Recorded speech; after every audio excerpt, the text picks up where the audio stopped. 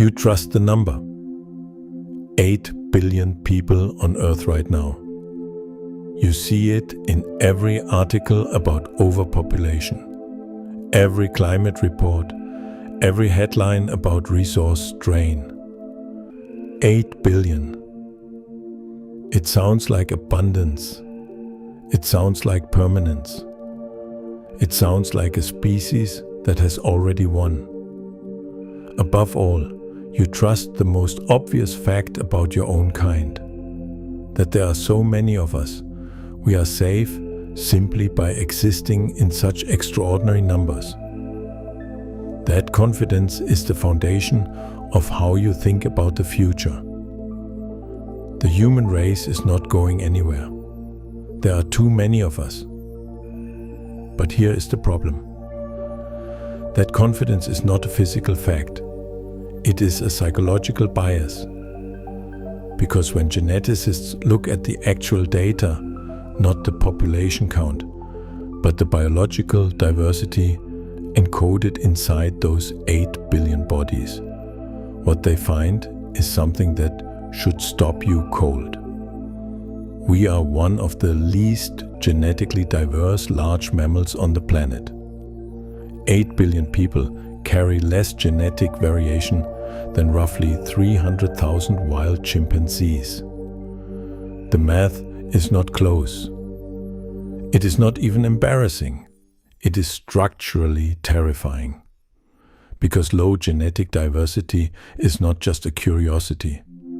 It is a measure of how many ways your species has to respond to a threat it has never seen before.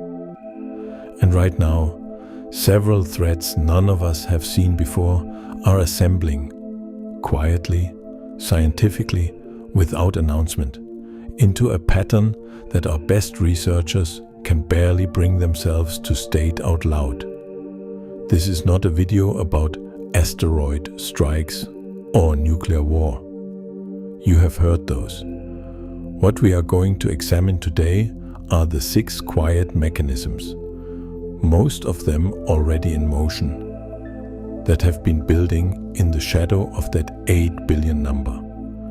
Not the obvious dangers, the ones that almost never appear in the same sentence. 6 things that are happening right now to the human species that the headline count does not show you. And by the time we reach the 6th, you will understand why the question is not whether human civilization faces a crisis.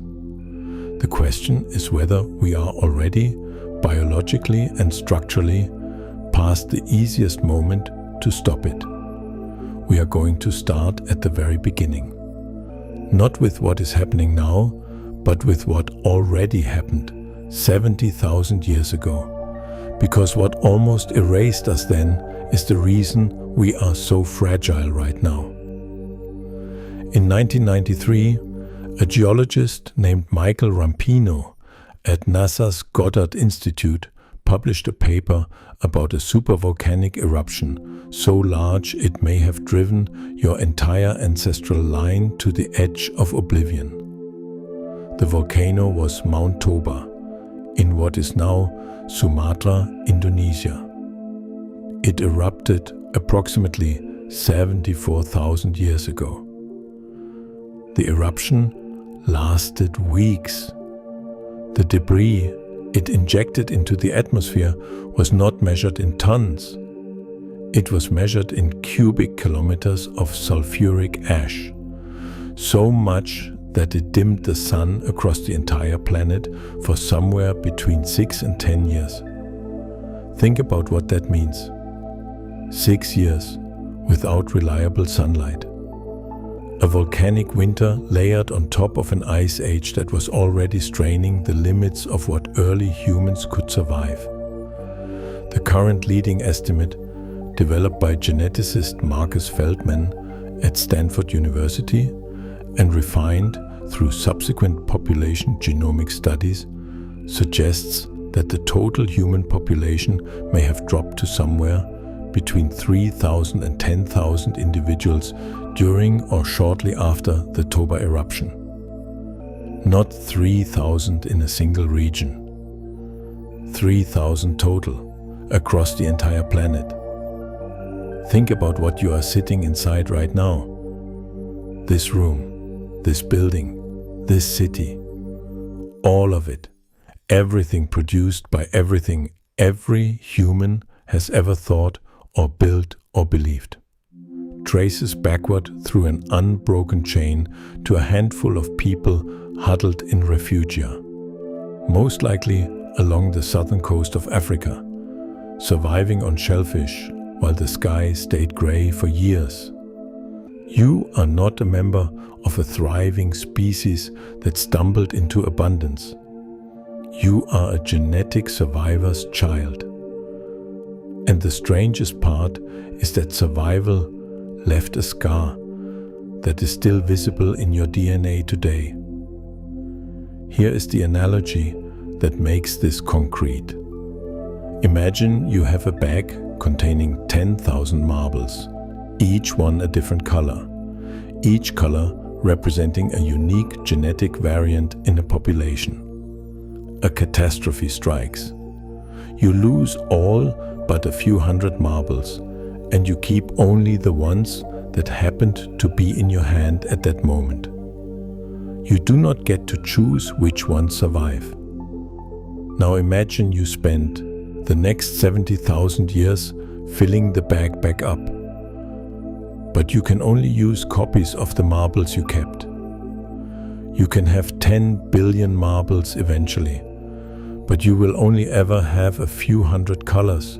That is the genetic structure of humanity. 8 billion bodies. A few hundred colors. The Toba event was not the only bottleneck. Geneticists have identified at least 2 other severe population compressions in human evolutionary history. One approximately 930,000 years ago, when a glaciation may have reduced the ancestral hominin population to as few as 1,280 breeding individuals. A 2023 study published in Science, led by Yixuan Pan and Wangjie Hu at East China Normal University, reconstructed this ancient bottleneck using a new genomic analysis method called FitCol, and described the event as lasting roughly 117,000 years. 117,000 years during which our entire lineage nearly vanished. The human species has come within statistical whispering distance of extinction at least 3 times before the word extinction was even a concept anyone could form. And here is where this stops being ancient history and becomes your present problem.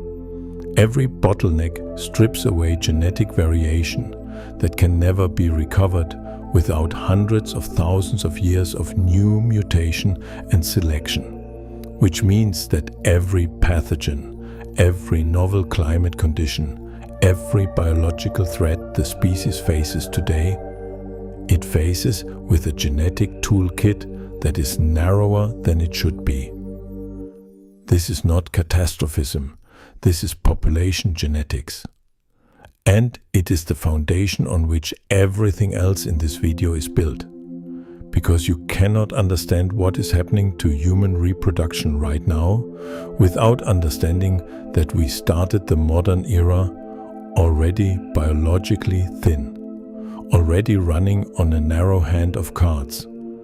And the hand just got narrower. In November 2022, a research team led by Haggai Levine at the Hebrew University of Jerusalem published a meta-analysis in the journal Human Reproduction Update. It was the most comprehensive review of sperm count data ever assembled. 53 countries. Data spanning from 1973 to 2018, covering men across North America, Europe, Australia, South America, Asia and Africa.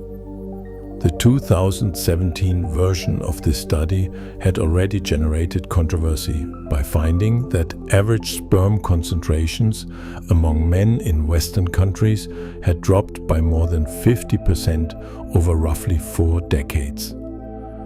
The 2022 follow-up found the decline was global, not regional, and that it appeared to be accelerating in the 21st century. Average sperm concentrations had fallen from approximately 104 million per milliliter in the early 1970s to roughly 49 million per milliliter by 2018. Hargai Levine called the findings a canary in a coal mine. The phrase matters. A canary does not die because the canary is weak. The canary dies because the environment has changed in a way that everything inside it will eventually feel. Levine's point was not simply that individual men are having more difficulty having children. It was that sperm count is a systemic biological indicator linked to cardiovascular health, longevity, testicular cancer rates, and endocrine function broadly. When it declines across an entire species at this pace, what you are seeing is not a medical problem. You are seeing a biological system responding to something in its environment. Researchers have identified candidate causes: endocrine disrupting chemicals, synthetic compounds that mimic or block hormones found in plastics, pesticides, food packaging, and drinking water, have been linked repeatedly to reproductive dysfunction in both animal studies and human cohort data. Phthalates, bisphenol A, per- and polyfluoroalkyl substances, PFAS, the so-called forever chemicals, now detectable in the bloodstream of virtually every adult on Earth. Here is the thing about endocrine disruptors that makes them categorically different from other environmental toxins. Many of them do their most significant damage during fetal development, before anyone knows a child is being formed. The reproductive architecture of a human male is largely laid down in the womb. Exposure to disrupting chemicals at that critical window does not produce symptoms immediately. It produces a man, decades later, with a reproductive system that operates below the biological baseline his species was designed for. And those men have sons. And those sons, also exposed in the womb to the same chemical environment, may be further below the baseline. This is called intergenerational epigenetic transmission. The exposure does not just affect one person. It can alter gene expression in the next generation without changing the underlying DNA. Think about what this means at the population scale. The industrial chemical environment that surrounds every human being alive today began roughly 80 years ago. 80 years is, in generational terms, 3 to 4 human lifetimes. We are only now seeing the biological effects of the first full generational exposure cycle. And the concentrations of these compounds in the environment are not decreasing. They are accumulating. The signal in the data is not subtle. What remains contested is not whether reproductive biology is changing. It is how much of that change is reversible and how quickly the trend compounds if the causes are not addressed. But this is where the biological pressure meets something else entirely, something more structural. Because even before any of this, the species was already heading toward a demographic situation that no civilization in human history has ever navigated before. In October 2025, two researchers, Marcus Hamilton at the University of Texas at San Antonio and Robert Walker at the University of Missouri, published a paper in the RxEve preprint server that received almost no mainstream attention. The paper was titled "Demographic Synchrony Increases the Vulnerability of Human Societies to Collapse." It started with a question that sounds almost foolish when you first read it. Why do large human populations remain vulnerable to collapse even when they are large? Classical demographic theory has a clean answer. The bigger a population, the more stable it should be. This is the law of large numbers applied to biology. Random bad events, a drought, a disease, a local conflict get averaged out across a huge group. The variance shrinks as the size grows. A small tribe of 50 people can be wiped out by a bad harvest. A civilization of 8 billion cannot. That is the theory. Hamilton and Walker went looking for the data. They used a large census dataset of 228 indigenous societies from Brazil, populations ranging from very small to several thousand, and measured how much birth and death rates fluctuated over time. If the classical theory was correct, the larger societies should show much smaller fluctuations. The math should hold. It did not hold. Not even close. The larger societies fluctuated almost as violently as the smaller ones. Their demographic stability did not grow with their size the way the law of large numbers predicts. And the reason? The mechanism that Hamilton and Walker identified is what makes this finding so consequential. They call it demographic synchrony. Here is the logic. Human cooperation, the sharing of food, childcare, labor, resources, is the defining feature of our species. It is what allows us to survive conditions that would kill most animals our size. But cooperation has a hidden cost. When you share your food supply with your neighbors, your survival becomes correlated with theirs. When you farm together, you are all planting at the same time and harvesting at the same time.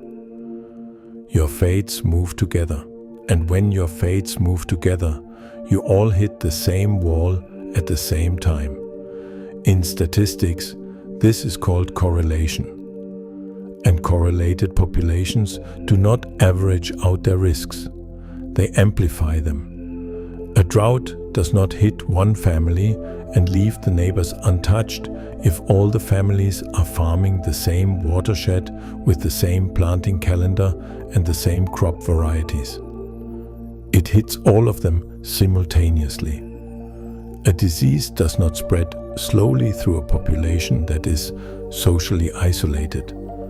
It spreads rapidly through a population whose members interact constantly, because constant interaction is the engine of their cooperation. Hamilton and Walker found that the effective demographic size of their studied societies, the statistically meaningful number that determines resilience, was often 10 to 20 times smaller than the actual headcount. A village of 1,000 was behaving demographically like a village of 50, because cooperation had synchronized their fates so thoroughly that they were not 1,000 independent units. They were one unit. Now, scale this up.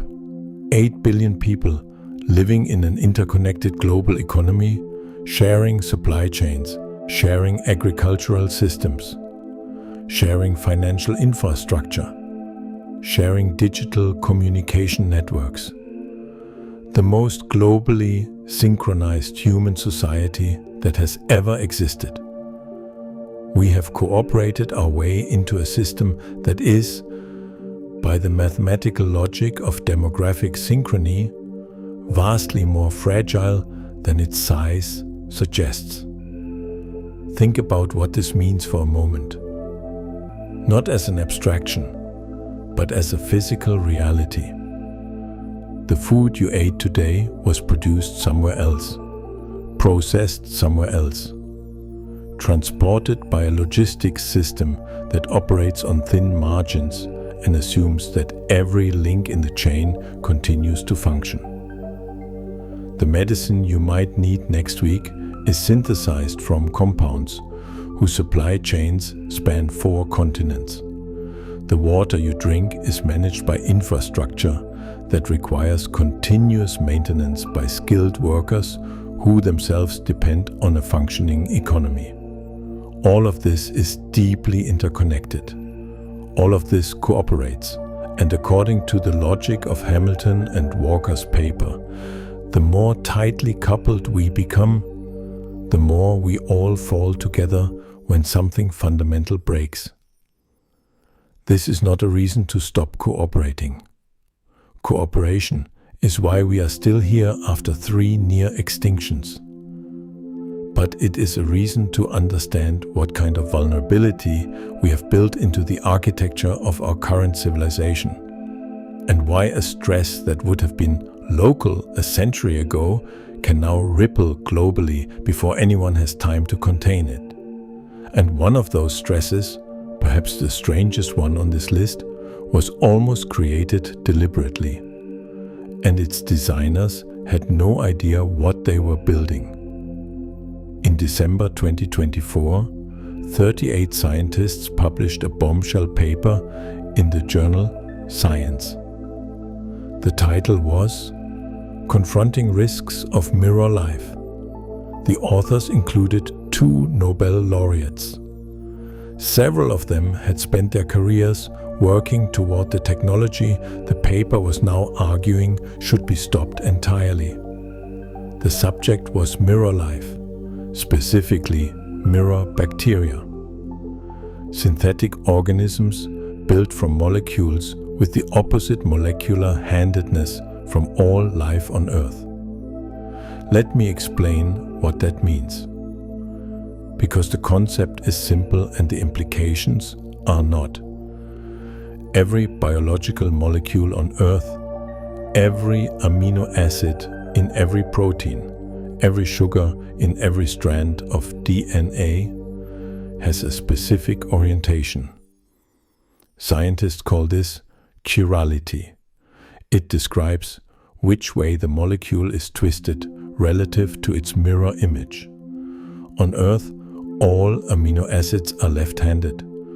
All the sugars in DNA are right-handed. This is not arbitrary. It is universal. Every organism on the planet, from the bacteria in your gut to the oak tree outside your window, is built from the same-handed molecular building blocks. The reason is evolutionary. All of Earth's life descended from a common ancestor that happened to use left-handed amino acids and right-handed sugars. Every predator, every immune system, every antibiotic, every natural defense mechanism that has evolved over 4 billion years has been designed to recognize molecules with this particular handedness. Enzymes that break down proteins work because they fit into left-handed amino acid chains. Immune receptors identify pathogens because they recognize the chiral signatures of left-handed bacterial surfaces. A mirror bacterium would be built from the opposite-handed molecules. Right-handed amino acids, left-handed sugars, a chemically reversed version of life. And here is what makes this categorically different from anything else on this list. Your immune system would not see it, not would struggle to identify it, would not see it at all. Timothy Hand, an immunologist at the University of Pittsburgh who was consulted during the preparation of the science paper, described what happens when your body encounters a mirror organism. Your macrophages, the immune system's first responders, use chiral sensing receptors to grab onto invading pathogens. Those receptors work by physically matching the shape of left-handed bacterial surfaces. A right-handed surface fits nothing in your immune toolkit. It is like trying to open a left-handed lock with a right-handed key. The lock does not even register the key as a threat. The report accompanying the paper calculated that mirror bacteria could become technically feasible within 10 to 30 years. Possibly sooner, depending on advances in synthetic biology. No country has yet created one, but several are researching the component technologies. The scientists who signed the paper were not opposing synthetic biology broadly. They were asking for a specific halt on research that could converge toward mirror organisms, because the risk profile of a successfully created mirror bacterium is unlike any biological threat in human history. It would not merely be drug resistant. Antibiotics work by targeting left-handed bacterial structures. A mirror bacterium would be, by definition, immune to every antibiotic ever developed or yet to be developed, because those antibiotics were all designed around left-handed chemistry. It could spread through ecosystems, infecting plants, animals, soil microbes, without any of the natural predation and immune controls that keep ordinary bacteria in check. In left-handed ecosystems, everything would be defenseless. The June 2025 conference at the Institut Pasteur in Paris, the institution Louis Pasteur founded, where he first identified molecular chirality in 1847, brought together nearly 100 experts from synthetic biology, immunology, ecology, and biosecurity. Their unanimous conclusion: mirror organisms should not be created. The unanimous conclusion had to be stated publicly because the research is proceeding in fragments, in multiple countries, without coordination and without international regulatory frameworks. The individual pieces, mirror enzymes, mirror nucleotides, mirror metabolic pathways, are being developed for legitimate pharmaceutical purposes. Mirror proteins are extraordinarily stable, which makes them attractive as drug components.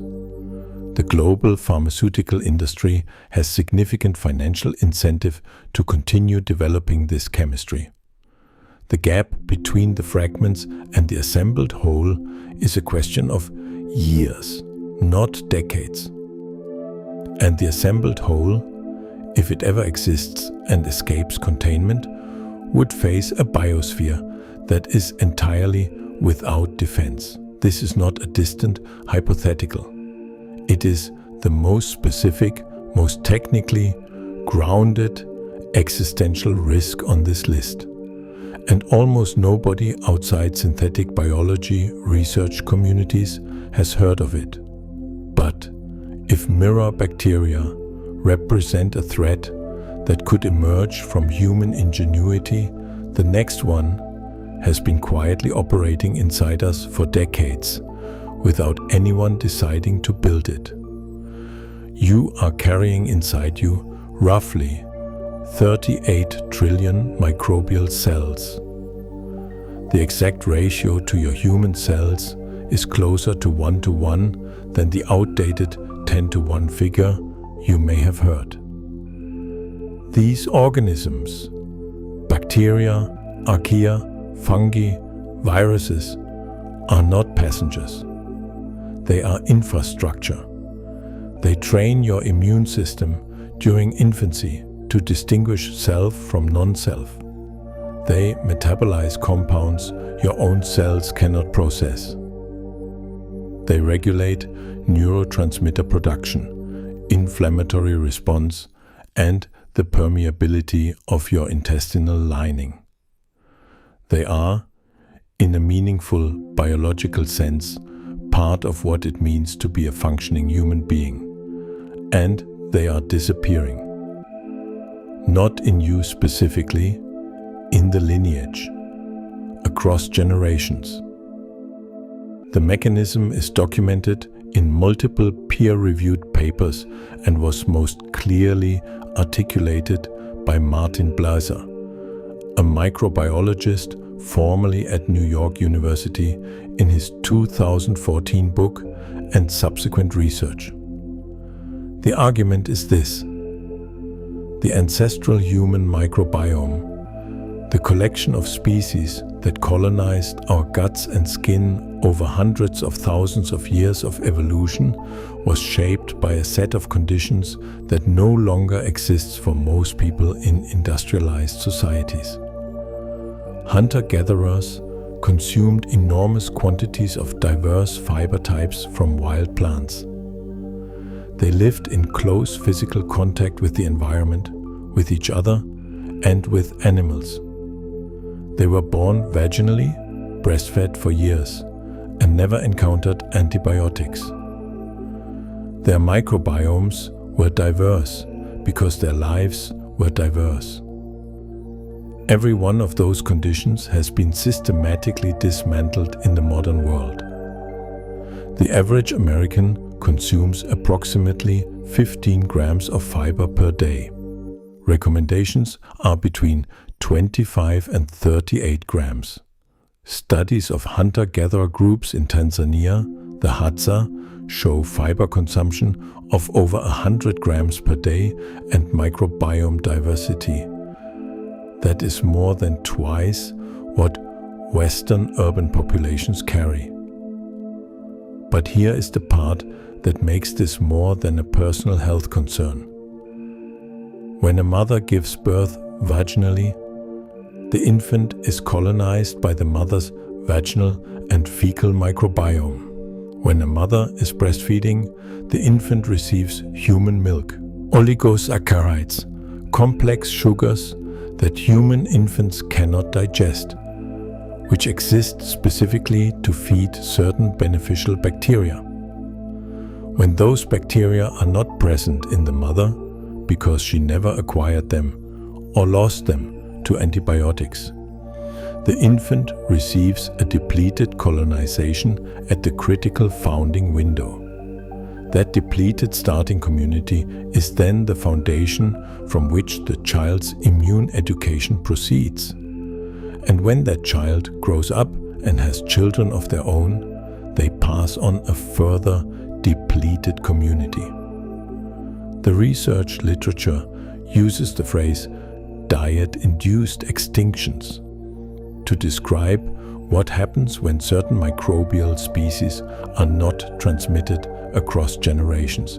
They are simply gone. Not suppressible with a probiotic. Gone from the human lineage. Because no supplement contains the full ecological context, the fiber types, the environmental exposures, the maternal transmission pathway that allowed those organisms to persist in human guts for hundreds of thousands of years. A 2021 paper in Cell Host and Microbe modeled what happens to immune function in populations carrying depleted microbiomes over multiple generations. The immune systems in these populations are less calibrated, more prone to autoimmune dysregulation, and, crucially, less able to respond with appropriate magnitude and specificity to novel pathogens. The microbiome is not just a nutrient processor. It is, in a very real sense, the training data for your immune system. And the training data is being degraded, generation by generation, in most of the developed world. This connects directly back to what we established in the first section about genetic bottlenecks. The species entered the modern era already biologically thin. Now, one of the key adaptive systems that compensates for that thinness, the immune training provided by a diverse ancestral microbiome, is itself being lost. Not visibly, not in a way that produces an obvious signal, but steadily, cumulatively, in a direction that makes the species more uniformly vulnerable to whatever it has not yet encountered. And there is one more mechanism on this list, the most quietly mathematical, the one that operates not through biology at all, but through the structure of civilization itself. This is the hardest entry on this list to explain, because the mechanism is indirect. It does not produce visible symptoms in any individual. It does not generate headlines. It operates at timescales that make it easy to dismiss as abstract. But if it is real, and the scientific framework is solid, it may be the most consequential one. The concept is called extinction debt. It was formalized by ecologist David Tillman at the University of Minnesota in 1994, in a paper published in the journal Nature. The idea is this: when a habitat is destroyed, the species that lived in it do not all disappear immediately. Many of them survive for years, decades, sometimes centuries in the degraded remnant, because individual organisms can persist long after the conditions for reproduction and population recovery have been removed. They are alive, but they are functionally committed to extinction. The debt has already been incurred. The payment is simply delayed. The phrase that appears in the ecology literature for this condition is arresting. The living dead. Organisms that are present, but whose future absence is already determined by events in the past. Now, apply this logic not to a forest ecosystem, but to a civilization. Henry G., a senior editor at Nature and a paleontologist, published an argument in 2025 that has received serious academic attention. His position, supported by population genomic data, demographic modeling, and the fossil record of hominins, is that humanity has accumulated an extinction debt that may make our long-term survival as a species unlikely without radical intervention. His argument draws on 7 converging factors: declining genetic diversity from the bottlenecks we discussed, the global fertility collapse. South Korea's birth rate is currently 0.7, 1/3 of the 2.1 replacement level. The biology of deleterious mutation accumulation, which medical technology is decoupling from natural selection. Our dependence on an extraordinarily narrow range of staple crops. Accelerating habitat destruction, which is severing the ecological relationships that stabilize the systems we depend on. The climate trajectory and the evolutionary record, which shows that of the dozens of hominin species that have existed, exactly one is still here. What makes G's position more than pessimism is the extinction debt framework. The critical insight is this: the conditions for a species' future collapse can be established long before the collapse itself occurs. The trees in a forest that was logged 50 years ago can still look like a forest today. The birds still sing, the undergrowth grows. But the seed bank is exhausted.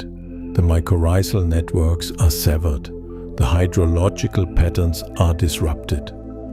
And the whole system is heading toward a collapse that will look sudden when it arrives, even though every mechanism was set in motion half a century earlier. In 2023, two NASA scientists, Gavin Schmidt and Adam Frank, updated a framework they had first published in 2018 called the Silurian hypothesis. Their original question was, if a technological civilization had existed on Earth before ours, would we know? Their answer was systematic and uncomfortable. Structures disappear within thousands of years. Metals corrode. Plastics degrade. What persists across geological time scales is chemistry. A civilization that burned fossil carbon at industrial scale would leave a biological isotopic fingerprint in ocean sediment. Elevated light carbon concentration, released fast, biologically sourced, that could survive 50 million years. We have already found exactly that fingerprint. It is called the Paleocene-Eocene thermal maximum, or PETM, approximately 56 million years ago. Between 3 and 7 trillion tons of biologically fingerprinted carbon entered the atmosphere in what is, by geological standards, an instant. A third of deep-sea life went extinct. The planet spent 200,000 years recovering. Schmidt and Frank's point is not that the PETM was caused by a prior civilization. That claim is not supported. Their point is that we now know with precision what we would and would not find if it had been.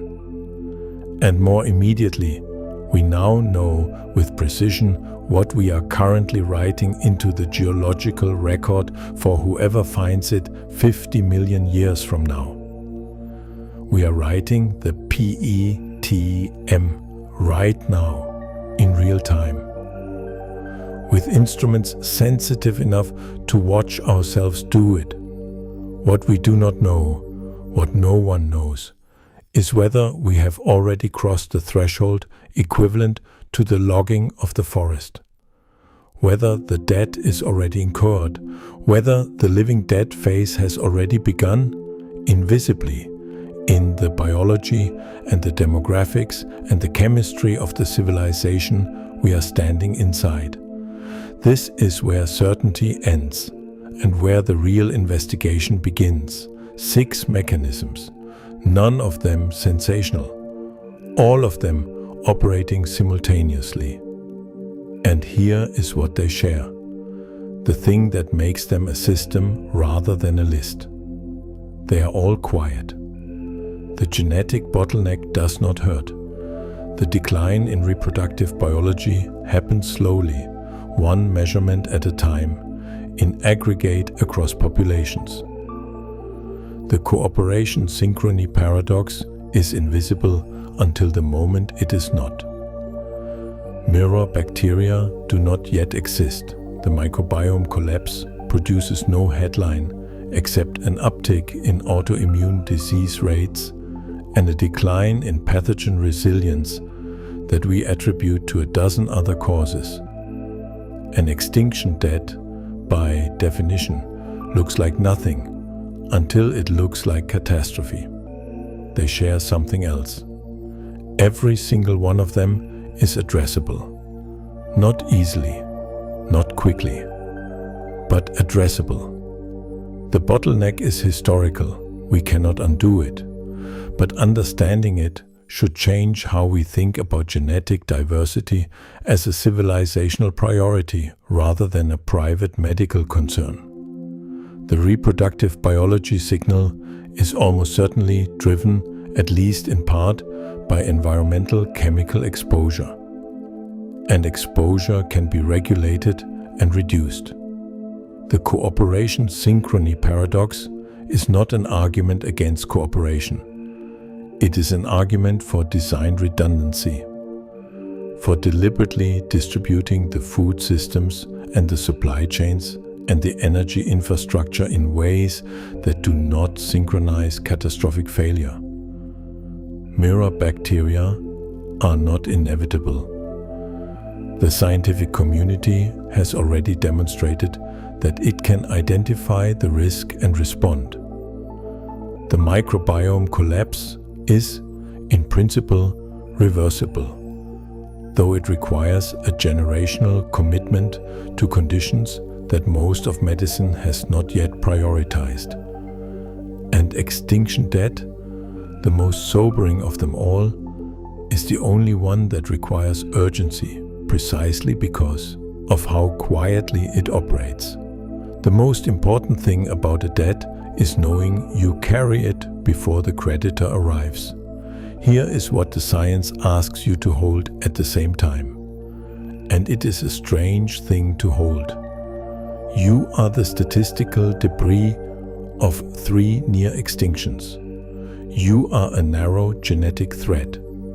You are the product of every catastrophe that was survived and every one that was not.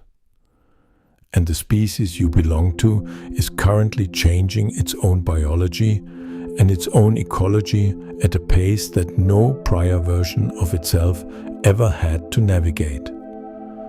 But the same species that spent 74,000 years in the shadow of a volcanic winter figured out, eventually, how to build the observatory that measured the ash layer in the ice core. The same lineage that survived the last glacial maximum on a population of 30,000 is now capable of sequencing its own genome, modeling its own demographic dynamics, and, for the first time in any species' history, consciously reviewing the conditions of its own fragility. That is not nothing. That is, depending on how you look at it, the most extraordinary thing that has ever happened in 4 billion years of life on this planet. There is a concept in population genetics called effective population size.